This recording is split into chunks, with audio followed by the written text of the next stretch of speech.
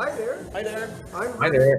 from Canada. You guys all know me because I'm going to be doing a bit on IPMS Toronto. I'm here in beautiful, sunny Singapore with Calvin Tan to my right. Calvin, thank you for hosting us. Hello. Thank you, Harvey. Thank you. As with all modelers, it's international. So my wife and I came to Singapore on a trip, and of course we got to meet the master figure painter, Calvin Tan. Calvin, just a few things. What got you into modeling? Well, just growing up, and then I think I was just exposed to just model kits, and then just a pastime, just a casual pastime.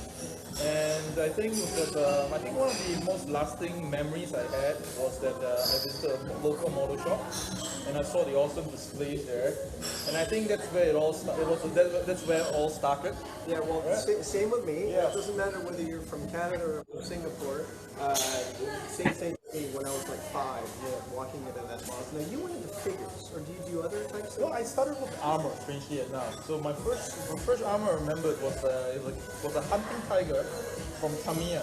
So I remember it was like I was maybe about 7 or 8 years old. I painted in chrome silver. I didn't know what I was doing. So it was it was one of the fun things that I had. I found some household paint and then just painted it. It was just the only thing I could find. So I think it was just a very fond memory that I had. And how old were you when you did that? I think it was probably like 7 years old. So yeah, it's one of the times, and subsequently, right, went to visit the model shops again, and I think it was much later. I discovered Francois Belinden. All right, I discovered Francois Belinden first before Trumpeter, because I think it was very attractive. Francois Belinden's work was very attractive. First saw it, and I bought my first Francois Belinden Way, Volume 2. I started with Volume 2. Right? I have those too. Yeah, so and I realized that there are more to this, and I started collecting the whole thing, and that became my Bible. And I realized that from Francois Belinden was about dioramas, right? It's not just the tank itself, it was the dioramas, and I think that was gradually from then I made the transition from building tanks to dioramas, and then from that to figures. So after that, much later, then I discovered Trumpeter paint and Bill Horan. So Bill Horan is a big figure in my modeling life. It's always been the person to look up to. Yeah, we were in Chicago at the Chicago show just last July, a year ago now, and some of his pieces were there. He came to Toronto once to do figure painting session, and hey Dave Brown, it's Hornet Hobbies. Okay, you guys giving me one here, but we did a seminar there, and his figures are awesome. Yours are awesome. Well, thank you very much. Mostly acrylic, yeah. Yes, Talk a bit about. I changed. I started off with, if you follow Bill Horan, it's enamels and oils. So I started with enamels and oils, and gradually, right, what happened was that I got exposed to what is the Spanish school. So works like Raul Latorre, Pardon? Pepe Gallardo, and some of these other guys there. I mean, so wow, acrylics. Yeah, because this is about the So I hobby. made the transition in terms of using the way I use enamels and oils to actually using acrylics as well. No, they can't see me because it's only my head. Oils is very similar to the way I'm actually working with acrylics. Only my head. Layers of paint, like so it's like glazing. Is in Singapore. Bill Run does it the same as well. He does a bit of wet on wet sort of blending, but I think essentially Bill Run does a lot of glazing as well with the enamels. Yeah, and I sort of like transitioned from enamels and oils to acrylics from there. So you don't use oils at all? I don't use oils really. I try to avoid it actually, but I cannot deny that oils have there's a certain quality about oils, much richer, much deeper. There's a soul to using that medium. But for me, it's more these days. It's more sort of convenience that I'm accustomed to when using acrylics. Well, it's funny you mention it because now I'm beginning to use oils in armor models. Yeah. Kind of like for I think Mike Rinaldi has called it mapping. Yeah. I like using it for that. Gives you a little bit more control over a straight wash. Yes, correct. Right. So there are some new applications. We've gone the other way where like a lot of Tamiya, Gunzi. Yeah. By the way, we can't get Gunzi paints in Canada anymore.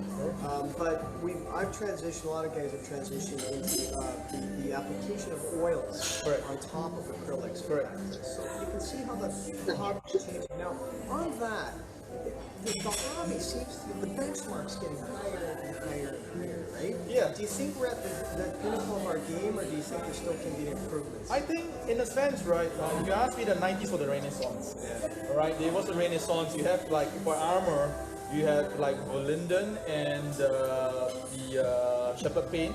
So the main armor modelers, like, you know, leading the wave, and then there came Tony Greenland. Yeah, and it was a yeah. Tony Greenland phase, Yes, and then it was. And then after that, there is the next crescendo was the Makoto Takaishi. And then that spurred on like Mirko Braille and this Mick. And that was the time the Spanish and Swedish schools they came up. And after that, there was an avalanche of, you know, new modelers coming up, you know, and then new styles of working. And it's taken a more artistic turn after that period. And you're seeing a lot more new people trying out new stuff right now. I think in a sense, right, modeling, the way I look at it, it's a bit like writing. There are two ways of looking to sort of model it. You can model it like as if you're writing a report, which means you actually, you actually get the actual paint chip of that subject, and then you duplicate it. Not just replicate, but you duplicate it. And then represent it in its highest fidelity with the original subject, like exactly like a report. It's fact for fact. Another one is more like writing poetry, and telling a more like a fictional narrative, so to speak. And I think that's where a lot of modelers find it more fun, because they can actually weave in their own personal thoughts and sentiments about the subject. So I think it has evolved into the sense whereby right now you can also write a report, and you also can produce like poetry as a narrative, as a more artistic bent to the modeling. Because I've seen a lot of shows now adopting special categories now. Correct. And I know in Canada, some of the shows I've been at, they actually have special awards for best finish. Correct. My best buddy Dave Forrest, hey Dave, won the MIG Award at the Hamilton show about a year ago, where MIG came by and gave an award only on best finishing and camouflage. Yeah. So that I think is a new trend. But at the other end, remember the Airfix magazine? Yes. Where they used to have all these guys, didn't have a lot of references, they started building things up, but there was no conversion after. Yeah, I know. We might have maybe lost a bit about that type of, do you think? Or do you think that, like, the more scratch building model? That is. The sort of the customization, the personalization. I think a lot of the craft has already been lost, because I think of aftermarkets. Yeah. I mean, aftermarkets, in the sense that, I don't have to go through too much work. Again, it's what you're after. I mean, if you're after technical fidelity, then aftermarket is basically fills the gaps, But if you're sort of more of a craftsman sort of fellow, if you're like, I want to build it myself, even though I can get this 3D printed, just get my hands dirty and put things together. So it appeals to a different group of modelers, and what they're looking for in the hobby. Now, what do you think of the 3D printing? Is that something that you think is going to catch on? Or? I think it's more like a solution provider, if you ask me. I don't think it's a trend. It's here to stay. And I think it definitely helps to improve the fidelity of the subject. And I think I wouldn't say no to that. Yeah. Now we talked earlier over breakfast where your thoughts on open system judging versus 1, 2, 3. Can you just talk a bit about what you think about competitions again a little bit? I think for me, competition's right. I think it's to be set. And I think, yes, competition is good. It helps to push your game a bit further.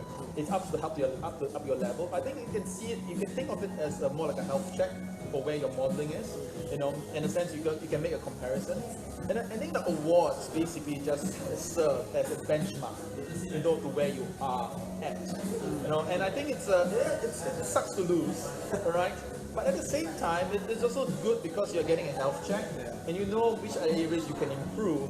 And rather than just trying to focus on the negative, that you lost, you suck, I think you just look and say, hey, there's this gap which I need, or this chasm I need to cross in order for me to improve my game. I think that is something that's very important.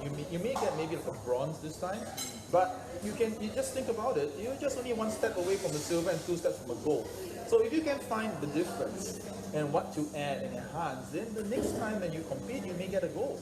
I think in a sense, you think of it as the award and nothing. And I think the problem is that a lot of people tie the awards with their self-esteem, and that's why they are very, very protected. They get very offended if they don't win an award. This disconnect has to happen.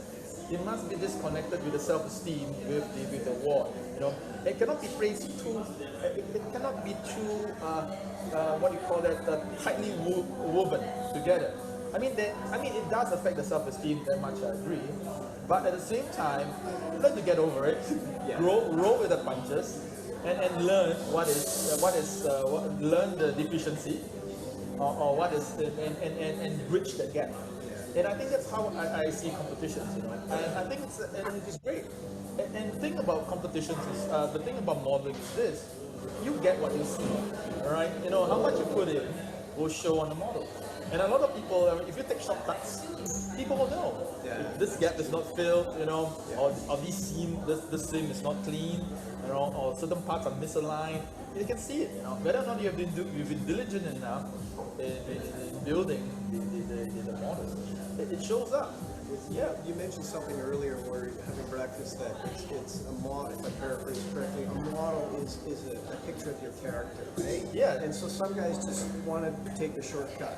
Yeah. Others are meticulous. It shows your personality. Exactly. It builds character. I think what makes this hobby great is it builds character. Well, that's and I think given that I've only met you face to face or been on Facebook for you some time, this is where we as modelers can connect. Even though we haven't met physically, I've met guys in the States and all over the world, and now you. And it also brings us together on a common interest. Yeah. Yeah. So now, just what are some of the what are some of your favorite pieces for yourself? I'm sure some guys in IPMS Toronto want to know. For me, right? Well, for me, I'm more about the process. Okay. Yeah, I'm not the sort of like, you know, I want to build this is my favorite piece. Yeah. For me, it's about the experience. You know, I have fond memories building all the painting and creating those pieces.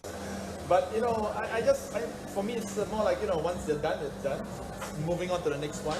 I want to have that again. This is the thrill of the chase. And you still, of course, are. I mean, I judge you as a master modeler. Oh, you thank still you. feel that you can even improve yourself. Oh, sure. I'm learning a lot of new things every day. I'm getting inspired by other people's work. And the thing is that, well, it helps me going, it pushes me. Because again, I'm always trying to renew this experience of modeling, you know. It's pretty boring if you're going to apply the same technique on the same type of model time and time again. You know, it gets repetitive, and I think I try not to let that sort of like that creep into the world. You know, it's true. When I'm asked at home or in shows in the U.S. to do seminars, I find myself difficult to do a seminar on modeling because every time I build a piece, it's not the same formula. Exactly. You're going back and forth, different colors. If it's an olive drab technique or something, you're changing up your game. Yes. And for me, you're right. I don't use an ABC formula. No. I can't. Yes. I think as you evolve, as you get better, you attain mastery. You sort of realize that, you know, there are more solutions to a single problem. That's true. And you know, in ending, we talked a bit about competitions. I mean, we're all the same. We've all had our ups and downs and shows, and yes, it sucks to be. But The Democrats are trying to rig this election because it's the only way they're going to win. you've won enough award. You know, it's nice to be recognized. Yeah. For me, it's more about now enjoying the company.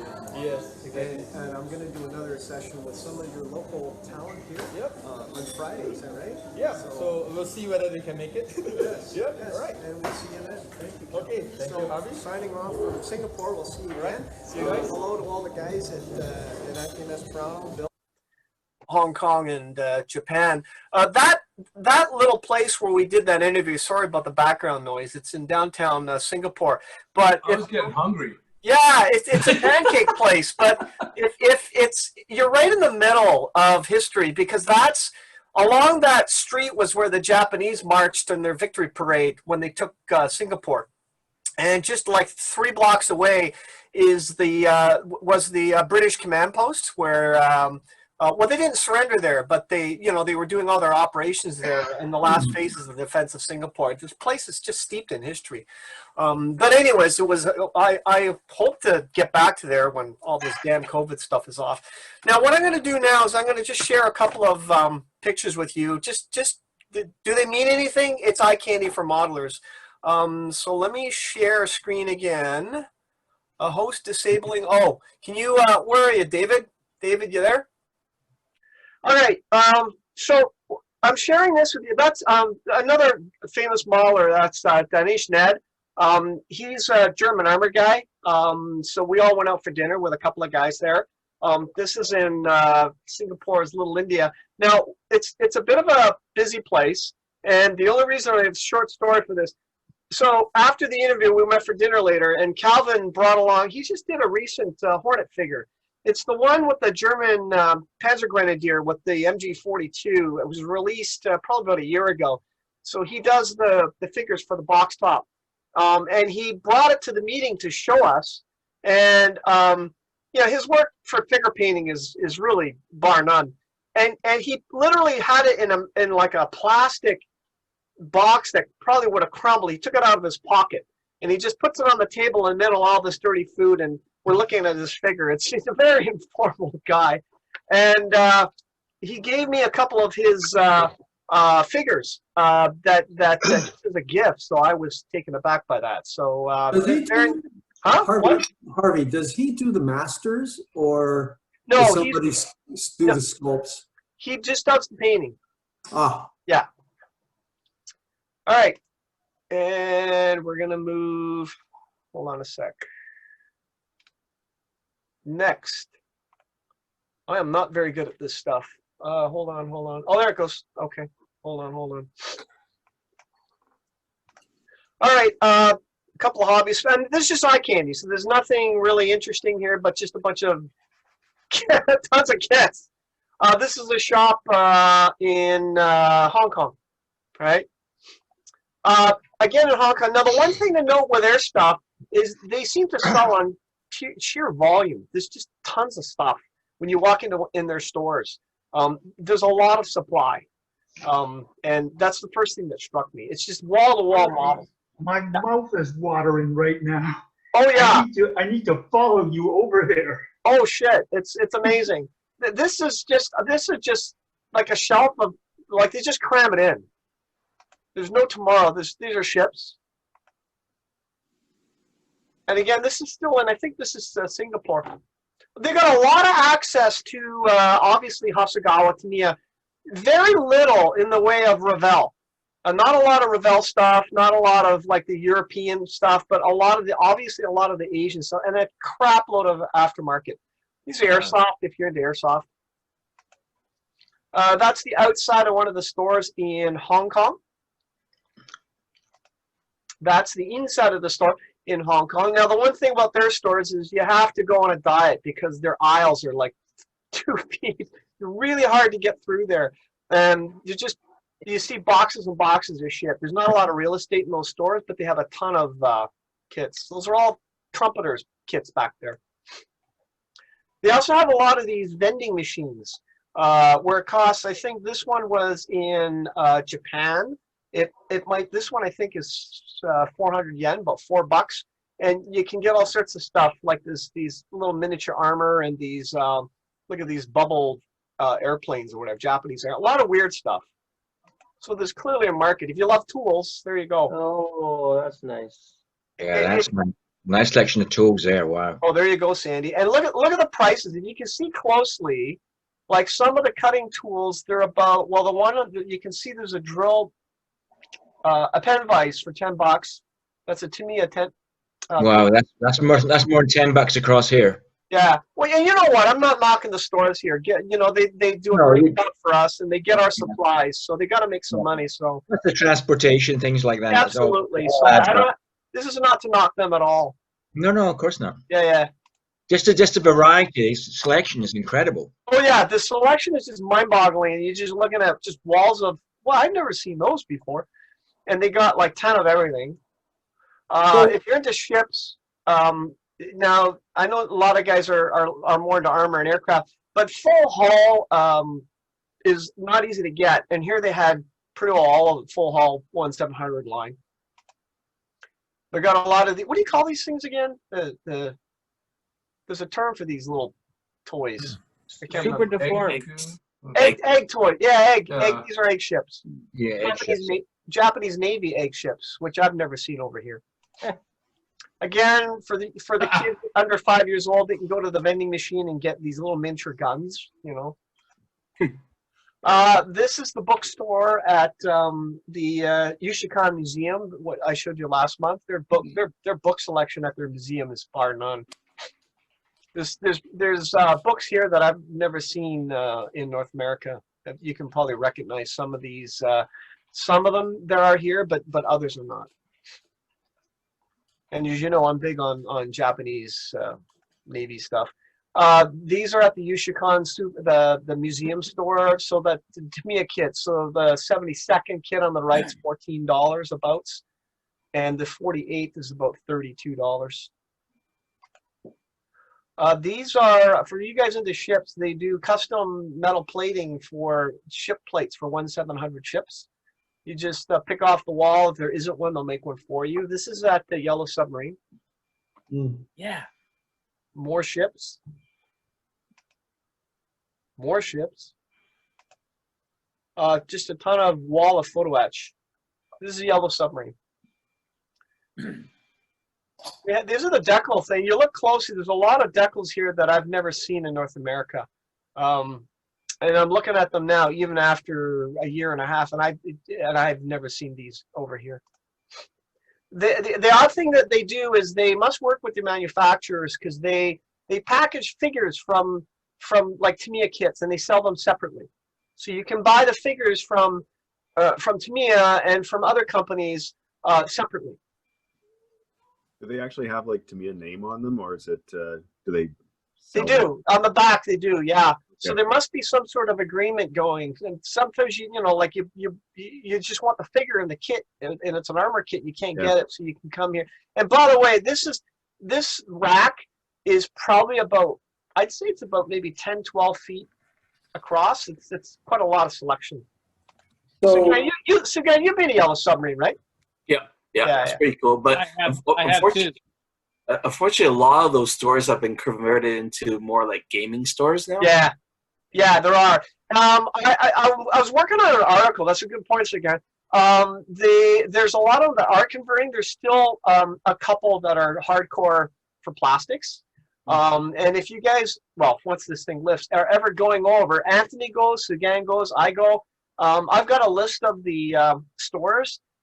In Japan, you're lucky because most of them are in a specific district called Akihabara, and the bookstores are all in a place called. Most of them are in Jimbucho, so they're all kind of clustered in the same area. But yeah, quite a few of them are gone the west side of those.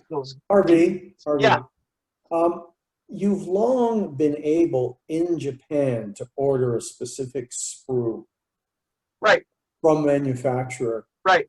We can't over here. That's correct. But it's something that the Japanese have had access to for whatever reason. Either you destroyed a part, you need additional parts because of a conversion, or you want to do a variation. And there's a certain fee you pay and you get it. Now that was the case. I'm not sure if that's still the case, but I don't see why it wouldn't be. Yeah, you can still see them in the instructions that you can do that, but it's only for Japan only. Yeah. This is Senseido Books in Akihabara, a huge bookstore. Also more shit from you 700 guys. Look at the wall of photo. That's just for ships. Harvey, one of the things that you really catch on is there's photo etch for model architecture, for cartooning. Yes. There's so many different things. Yeah, they really excel at every little part of the industry, whatever they decide to do. This is again the armor section at Yellow Submarine. They have a lot of fine mold stuff, of course. Aircraft section. More, they're big into 144th too. I guess it's their real estate. Yeah. They got weird stuff like this. Like these look like they're badges of ships or something. Prince of Wales. See? Isn't that the turrets from the Yomoto, the anti-aircraft guns? Yeah, this one is. And then they got these emblems of the ships. I see. Yeah, Shanghai's business. Again, you don't see these over here. No. How big is this shop? As big as say Wheels and Wings? It's bigger. It's bigger. RV, can you send me a picture of that image at some point? Yeah, sure, Jonathan. This one? Thanks, mate. Yeah. Okay. Yep. Thank you.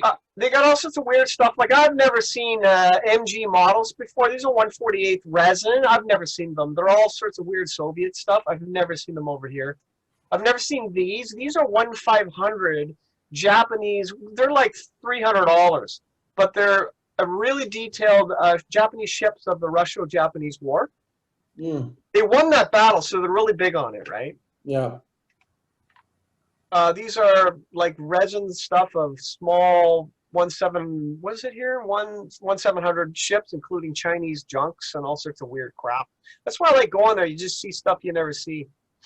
These are Chinese junks, you see. Tons of 1/44th accessories, decals, more tools. More tools. DMC. Yeah.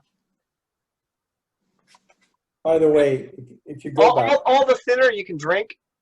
yeah, they have Gaia notes over there, don't they? Sorry, Vince? Gaia. Yeah. Which we don't get over here. No, and they got all these versions of these mini airbrushes. Oh.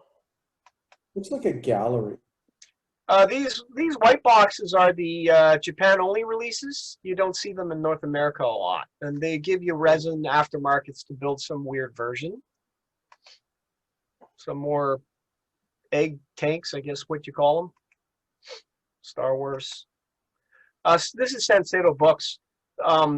It's like you guys remember the world's biggest bookstore? Yeah. Well, this is like that times 10. It's like, oh my God, like. Every time I go there, I gotta go there, and my wife goes to another part of the. It's like a.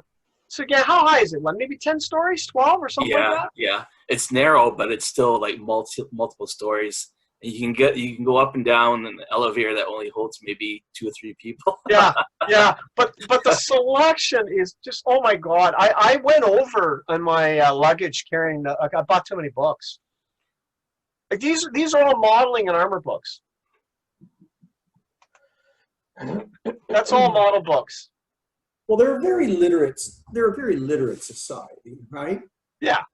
I mean, there's probably more books in this bookstore than there is in the combined states of Tennessee, Alabama. Easily. Right? Yeah. Sorry, Harvey, you want to say something? Is anything in English? Very little. But the great thing with these is that there's a lot of illustrations. There's a series of books, for example. It's called forget the name of it. Things that you want to know more about, or some weird. Their translation's horrible, but the artists go through and they pick a subject and they go through in detail what that thing looked like in drawings, and it's like, oh my God, like it's stuff that, like radios and Chiha tanks and shit like that. I've got about 4 of them. You can only get them over there, and I wish they'd have them here. Matt and Ivan, this is for you. Oh, thank you. Yeah, Gundam everywhere. Go to 7-Eleven, you can get Gundam. Oh yeah, 7-Eleven, yeah. Just more tools, and these are some things I bought there. I picked up these things there. Again, you're on the corner. These are built models. Really weird. You can buy them. They're pre-built. They're 72nd. They're already finished. If I ever go over there, I'm going to just take an empty suitcase and I'll take like 3 changes of clothing and a carry-on. Oh, shit. Yeah, absolutely. More stuff that's pre-built. You'd be surprised how quickly your suitcase fills up. Oh, yeah. Hey, Jonathan, you see that? You see this, that E400 thing here? You see that? That's a monthly issue of a 1/100 model kit. Yeah. And every month you get it to build this thing. It's 1/100 scale E400, so it's huge. And it comes with wires and it lights up. Oh, wow. Like, it's like, you can buy the whole thing there if you have like $2,000, but that's the weird stuff they have there. Yeah. This is a jewelry store in downtown Tokyo. But look right, this is like their Yorkville. But look right next door. There's a small door, and it says hobby shop. Like they have the weirdest bylaws there. Oh yeah, there's just throw these things together. And that store, I just happened to walk. What the hell is that? And so it's when you go through that door, you see this little display. You know it's a hobby store. You go upstairs through this little alleyway, and they got these showcases in the alley. And then they sell these weird things that they make. These are photo etch aircraft in 1/44th scale. They're all photo etch kits.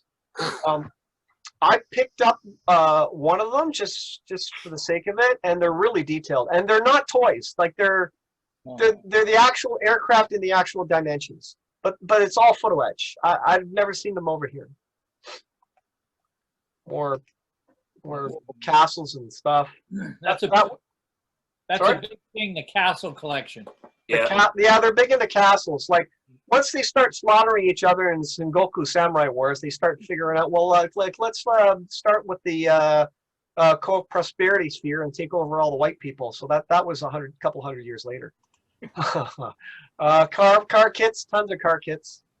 There's tons of car kits you can only get in Japan too. Yeah, I don't know my car kits, but I know David, you're on the call. A few other car guys, like there's probably some really neat stuff here. So there's all kinds of weird car stuff, like delivery trucks and all kinds of really bizarre things, right? Absolutely. So here's a 1/72nd Hasegawa Eagle F-15 for $7.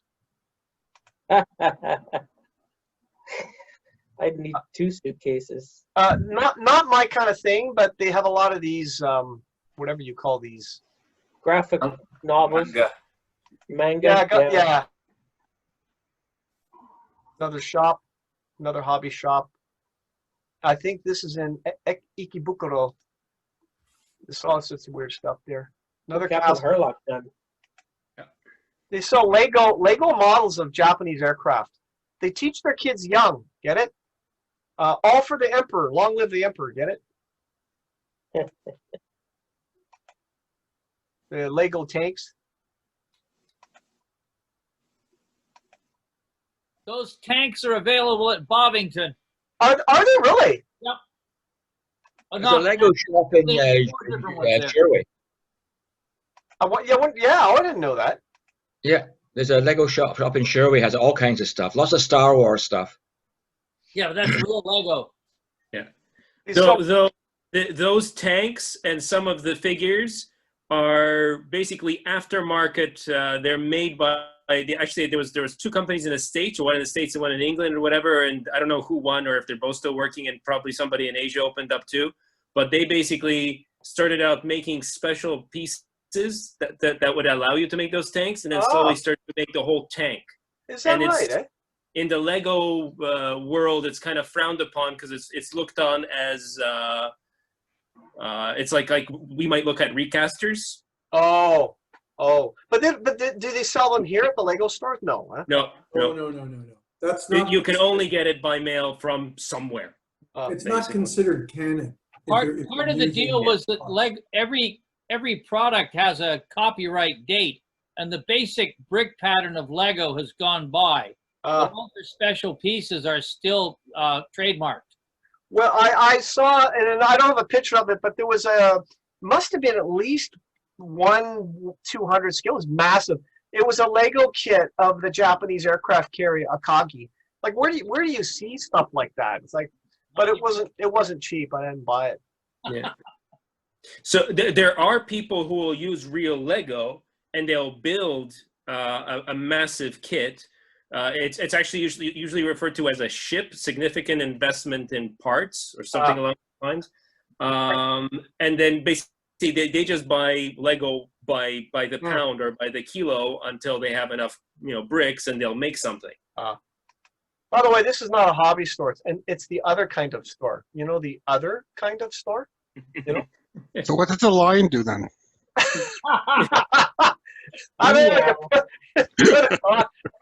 Comes with a Tin Man and a Straw Man. This is a neat hobby store in a shopping mall in Yokohama. It's out in the burbs. But again, even in a shopping mall, that's stocked. It's well stocked. Jeez. Like it's in a shopping mall. Like it's like there's all clothing stores and also boom, there's a hobby shop and it's this well stocked. There must be a market over there. It's like it's got to be. Harvey, you remember Hobby Hut at Yorkdale? Yeah, I used to work there. Yeah. Scarborough Town Center had one too. Scarborough Town, Fairview Mall. Yeah. Leisure World was at Eaton Center. Yeah. I worked at the Leisure World. Oh, did you?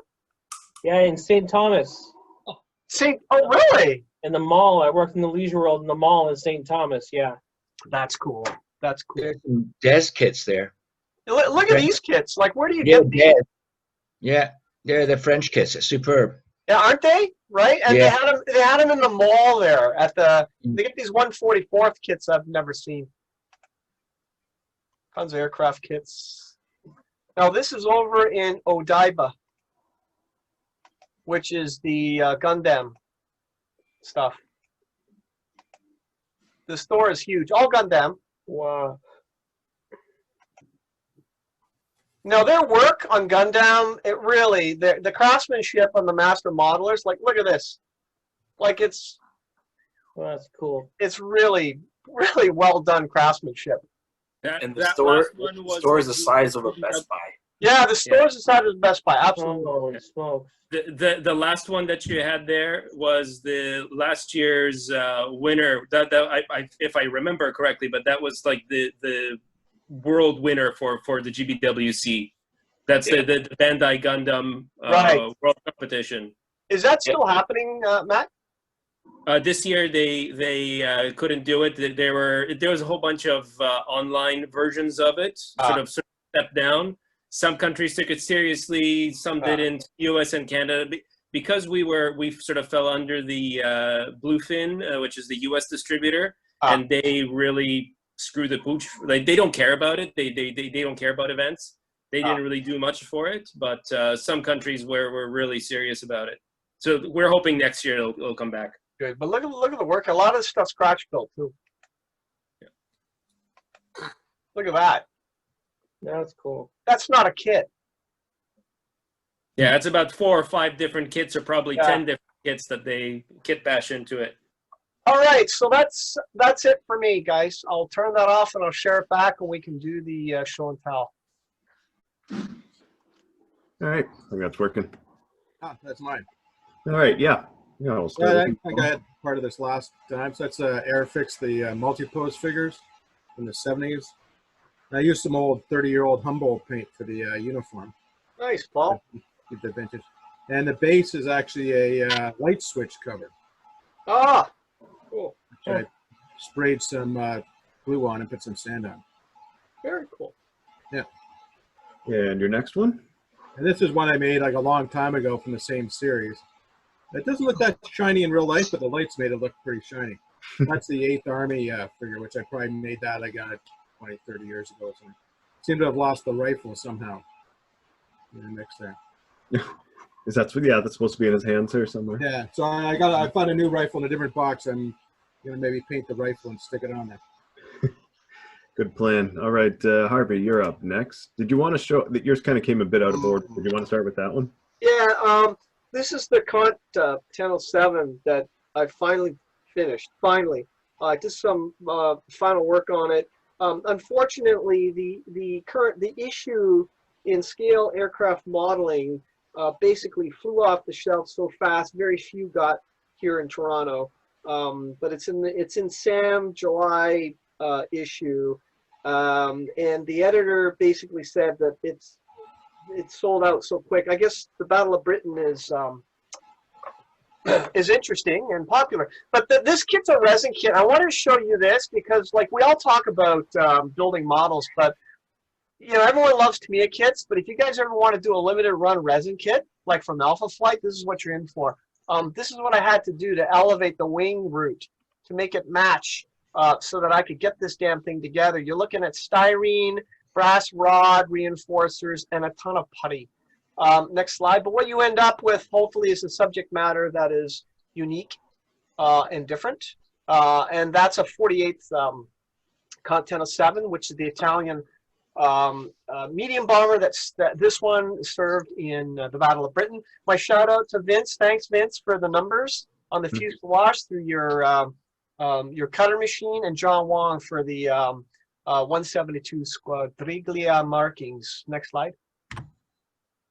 This camo scheme was the most difficult I've ever done. Took about a month to do. Yeah, Harvey, could you talk a little bit about how you got that camo pattern in? Yeah, just quickly. The base coat is the sand color. It may look like the sand is the modeling, but it's the opposite. The whole base coat is sand yellow, and then the green, then the red brown goes on in splotches, and then they applied the green in this intricate webbing that basically left the undercoat sand show through as models. It was like really hard to do, and basically I had to shoot the air pressure down on my down to about 8. I was spraying at about 8 to 10 psi, and the paint had to be a little bit thicker because even in 48, I couldn't leave any like obvious overspray. But is that like your modeling pattern is freehand? It's freehand, yeah. Wow. Yeah, it's all freehand. Next slide. Some more shots of how hard it is to get that tight pattern. You can only do about maybe 2 square inches a night before your eyes play tricks on you and your hand gets tired. So that's why it took about a month. Gorgeous. And these are the markings. Vince did the numbers for me, and John Wong and Vince helped me with see the little emblem there with the 2 elves, because I wanted the Battle of Britain markings for this aircraft. Very good. Thank you, Harvey. Up next, we have Richard, I think. Yeah, this is the very old. In fact, I'll show you. I don't know you'll be able to wow. Get a good look at it, but if you look closely, you'll see the price on it when I bought it. Did you actually buy that, Richard? Yeah, back in 1960, God knows what. Oh, wow. It's been sitting around in the closet forever, and anyway, COVID struck, so you start digging through your back file of stuff. So this is the 176 Bren gun carrier from Airfix with the 6-pounder anti-tank gun. Cool. And cool. Where did you buy it? Oh, a little hobby. Do you remember Cloverdale Mall? Yeah. Yeah. Okay, there was a hobby shop there back in the 60s. They had, it was like a hat rack kind of thing where all the Airfix models were hanging on the arms that came off of it. Anyway, that was it. You saved up your pennies, you went in, and how old were you when you bought it? If you don't mind. God, let me think now. Maybe 12. Wow. Maybe 11. Wow. Anyhow, it came. It was kind of nice. It came together well, and in retrospect, I'd make a couple of changes. One of which was to I would have sanded the walls down a lot thinner. I mean, the original kit is pretty chunky, and I did a bit of sanding, but not nearly enough. In retrospect, if I build it again, I'd try and thin those down a bit. It's nice to see an Airfix one, though. Well, hey, you want some? No. Well, Richard, how'd you do the helmet there, the webbing on the helmet? Oh, that actually was it. My wife does floral design. She belongs to a garden club, and she had bags of dried lichen, I guess, that had been pre-colored. So I took out a tiny amount, crumpled it a little bit, turned the figure upside down, dipped his head in white glue, and then dipped the head into the That's awesome. The other stuff. It worked? Very cool. It worked really well. It worked really well. And your wife didn't mind the use of her lichen? Well, no, she's got a pouch that probably weighs 4 or 5 ounces, and I probably took out 1/1000th of a gram.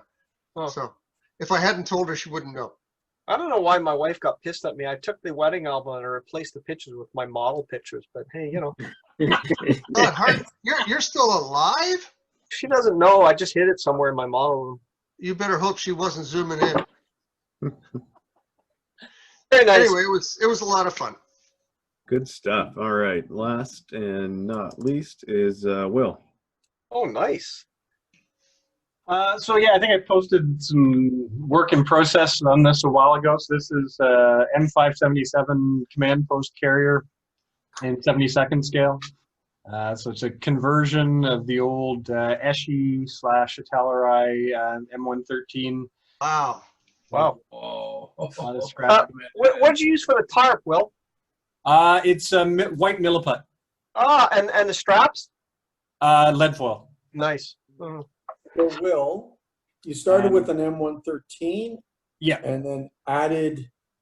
So added basically the raised box at the back, everything stuck on the outside of that. The generator enclosure at the front, the thing with all the holes in it.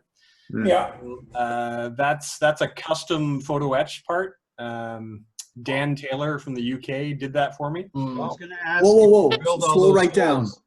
Who's Dan Taylor, Harvey? Talk to him, Will. Well, I'll email you offline. Vince and I are doing something where we might need his help. Okay. Yeah, so he's a very helpful person in the UK.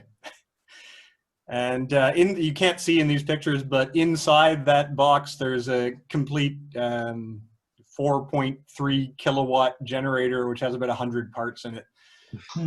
Wow. Is it operational? It doesn't work. I guess God knows it's in there. God knows. Oh, you can see it from the top. It's just okay. And what did you do for the tracks? The tracks are resin from OKB Grigorov. Oh my! You really like OKB, eh? Like, I mean, for this type of stuff, for the tracks and that. Well, I've got a bunch of sets. The only ones I've used them on are the M113s. I mean, they're a million times better than Eschi tracks, and they're easier to work with than the Trumpeter vinyl ones. So.